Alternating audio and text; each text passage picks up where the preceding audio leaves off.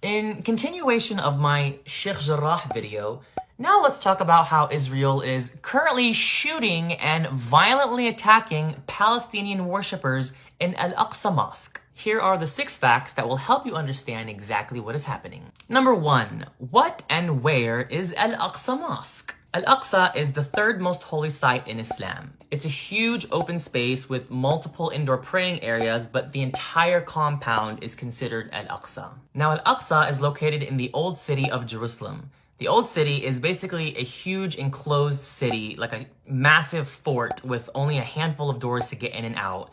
It has housing, marketplaces, alleyways, and religious spaces. The old city is made up of 4 quarters: the Christian quarter, the Jewish quarter, the Armenian quarter, and the Muslim quarter. Al-Aqsa is located in the Muslim quarter. Number 2, who has control of Al-Aqsa Mosque? Under international law, this is supposed to be the map of the region.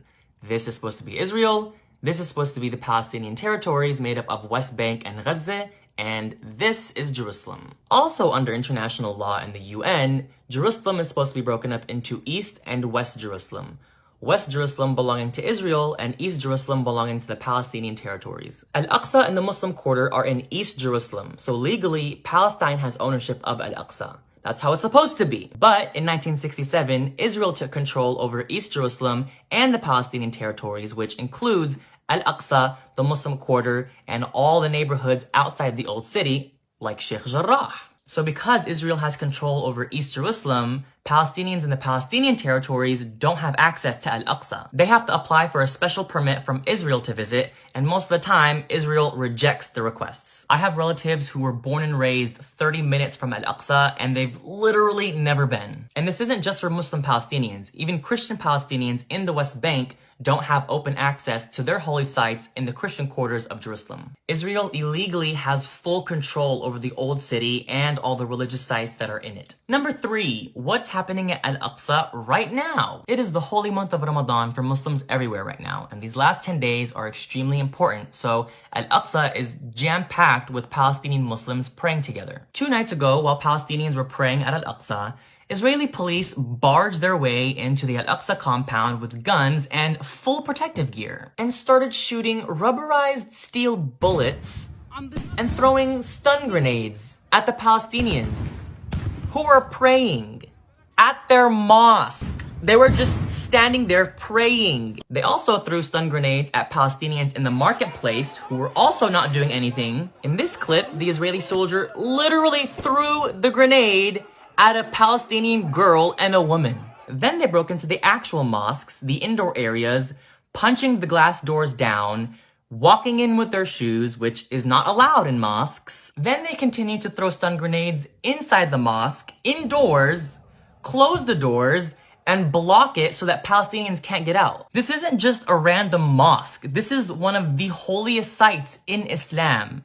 And they literally treated it like it was trash. This left hundreds of Palestinians extremely injured. One man lost both of his eyes. So what does the Israeli police decide to do?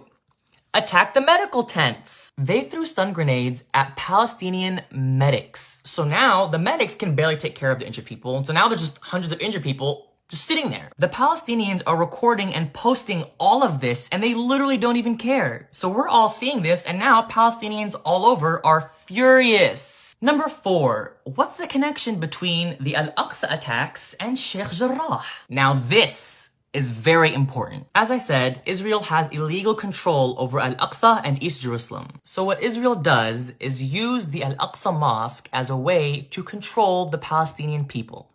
Let that sit for a second. Just think about that. Historically, anytime the Palestinians in any part of the country start to protest or rebel against the Israeli government, Israel attacks Al-Aqsa to send a message to the Palestinian people that if you keep protesting and rebelling, we're gonna take away Al-Aqsa from you. They know Al-Aqsa is our soft spot. It's our holy site. We have to protect it. They're basically indirectly saying, if you Palestinians behave, we'll let you pray at your mosque. Yeah, for sure. But if you act out, we're gonna attack it and take it away from you. They've been using Al-Aqsa as a tool to suppress Palestinian rights since 1967 when they illegally took control over Al-Aqsa East Jerusalem, and the Palestinian territories. So what does that have to do with Sheikh Jarrah? Sheikh Jarrah is a Palestinian neighborhood in occupied East Jerusalem that's supposed to be Palestinian land. But Israel is forcing Palestinians to leave their homes so that Israeli settlers can move in. And as a result, hundreds of Palestinians have been protesting in Sheikh Jarrah, trying to physically protect the Palestinians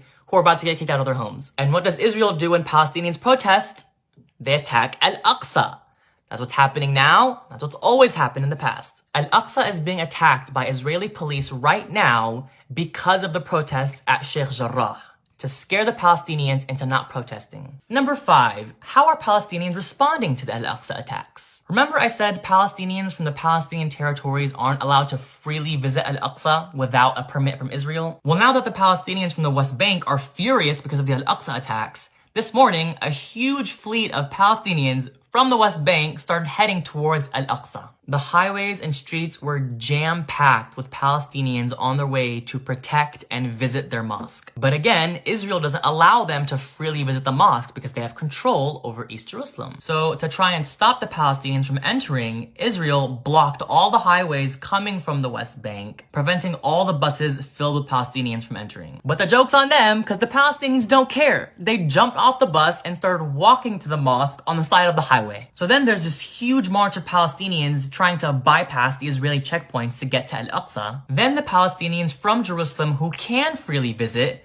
all got in their cars and went and picked up those who were marching to take them to Al-Aqsa. And beyond all that, now Palestinians aren't just protesting in Sheikh Jarrah. They're protesting all throughout Israel and the Palestinian territories. And finally, number 6, what's gonna happen now? So we have these 3 things going on right now. Palestinians protesting at Sheikh Jarrah, and now all over the country. We have Israeli police attacking Palestinian worshippers at Al-Aqsa, and a huge march of Palestinians forcing their way to visit their holy mosque.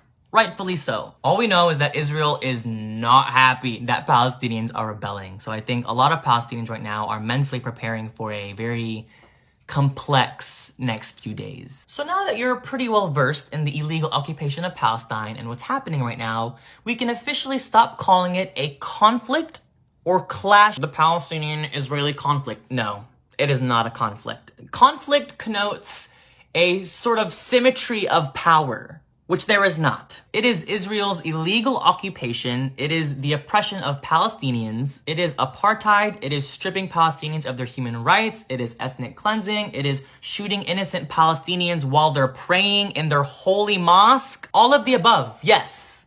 But conflict, no. It is not that. If you watch footage of what's happening at Al-Aqsa or Sheikh Jarrah right now, who has the guns?